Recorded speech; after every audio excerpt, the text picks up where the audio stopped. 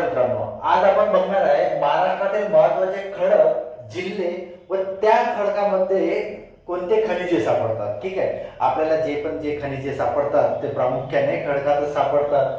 मग आता महाराष्ट्राचे जे हे रिसोर्सेस कोणते आहेत, खडक कोणते आणि ते कालखंड कोणता, तर बघा सगळ्यात पहिले आहे आर्कीय कालखंडातील खडक. ठीक आहे, आता आर्कियन हा कालखंड आहे, यातलं जे खडक आहे ते कुठं कुठं आढळतात, तर हे गोंदिया, चंद्रपूर, गडचिरोली आणि सिंधुदुर्ग.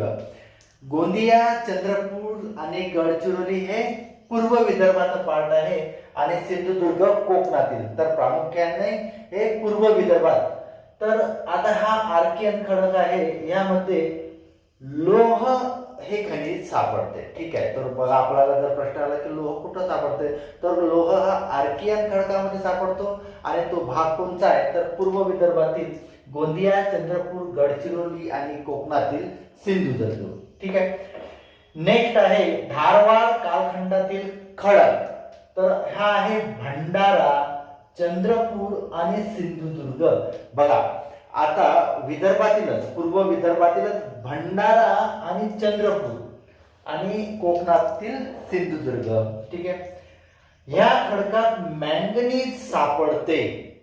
मॅंगनीज कोणत्या खडकात सापडते, तर धारवाड या कालखंडातील खडकात मॅंगनीज सापडते आणि हा कुठे आहे, भंडारा, चंद्रपूर आणि सिंधुदुर्ग. तिसरा आहे कडप्पा कालखंडातील खडक. आता हा यवतमाळ, चंद्रपूर, कोल्हापूर आणि सिंधुदुर्ग, पूर्व विदर्भातील यवतमाळ आणि चंद्रपूर, तसेच पश्चिम महाराष्ट्रातील कोल्हापूर आणि कोकणातील सिंधुदुर्ग इथं हा खडक सापडतो, कडप्पा कालखंडातील खडक. बरं, आता याचं महत्व काय, तर चुनखडीचे खडक या खडकामध्ये सापडतात.